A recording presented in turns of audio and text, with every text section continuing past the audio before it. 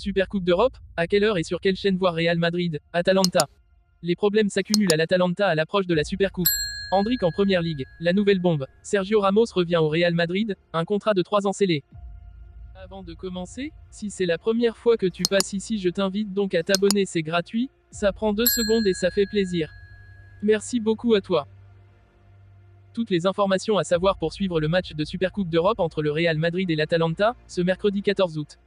2 mois et demi après avoir conquis la 15e Ligue des Champions de son histoire, le Real Madrid s'apprête à lancer sa nouvelle saison avec la possibilité de la commencer comme il a terminé la dernière, en soulevant un trophée.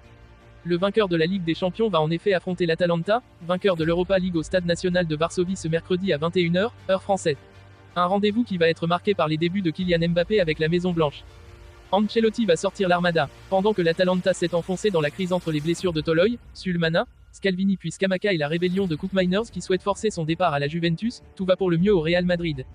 L'intégration de Kylian Mbappé se passe à merveille et le Français est prêt à faire ses débuts aux côtés de Vinicius et compagnie lors de la Supercoupe d'Espagne.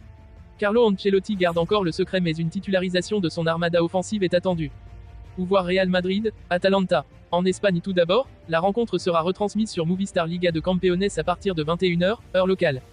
Il faudra se brancher ensuite sur Blue Sport en Suisse, sur TUDN aux États-Unis, sur DAZN au Canada ou encore sur beIN Sports pour les pays d'Afrique du Nord, Maroc, Algérie, etc.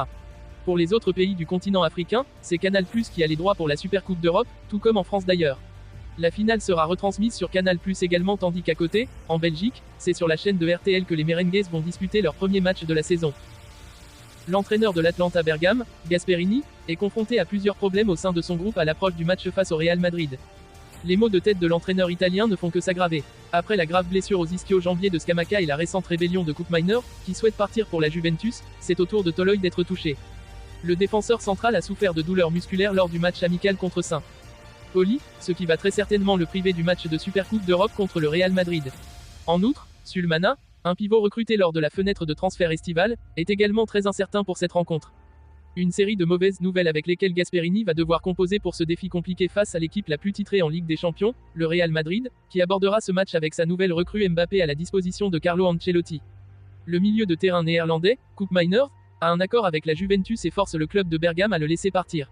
Il ne veut ni jouer ni s'entraîner avec nous. Avec cette attitude, il ne peut être utile ni à l'équipe ni à ses coéquipiers, a déclaré l'entraîneur de l'Atalanta à propos de la situation du joueur lors d'une interview en Italie.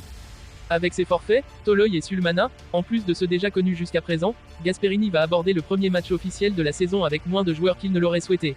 Cependant, l'arrivée de Retegui, il y a quelques jours, en provenance du Genoa, lui permet d'avoir une alternative à l'absence de son attaquant titulaire.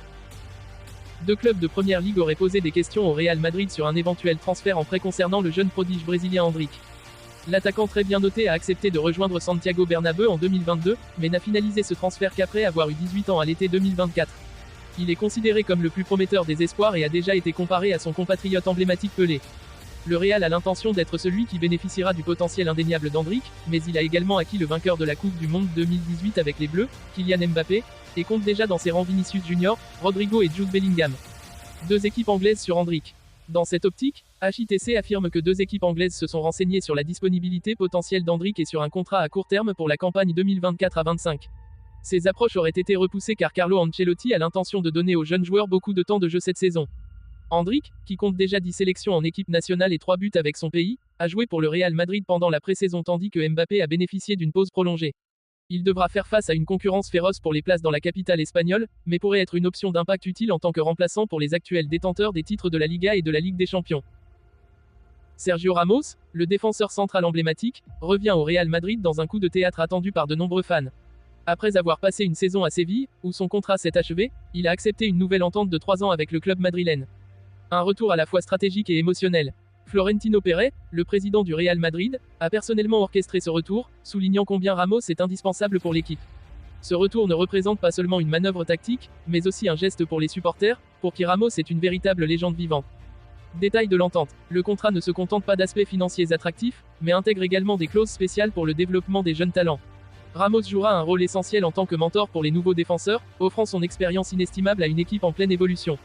Réaction des supporters. L'annonce a déclenché une vague d'enthousiasme parmi les fans. Les plateformes sociales ont été inondées de messages célébrant le retour de l'ancien capitaine, avec le hashtag #RamosIsBack devenant rapidement viral à travers le monde entier. Impact sur le terrain. L'ajout de Ramos est perçu comme un renfort vital pour la défense du Real Madrid, qui a souffert de son absence. Sa présence est vue comme cruciale pour la poursuite de nouveaux titres, en particulier en Ligue des Champions, où son leadership pourrait faire la différence. Vers un nouveau chapitre. La présentation officielle de Ramos est prévue au Santiago Bernabéu, où il prendra la parole devant les supporters pour exprimer ses objectifs pour l'avenir. Ce retour marque le début d'une nouvelle ère pour le Real Madrid, mêlant expérience et une ambition renouvelée pour conquérir de nouveaux sommets. Le club tout entier et ses fans attendent impatiemment de voir Ramos porter à nouveau le maillot blanc, prêt à écrire une nouvelle page glorieuse de son parcours légendaire au sein du club. Le retour de cette icône promet de raviver la flamme et l'espoir d'une saison exceptionnelle.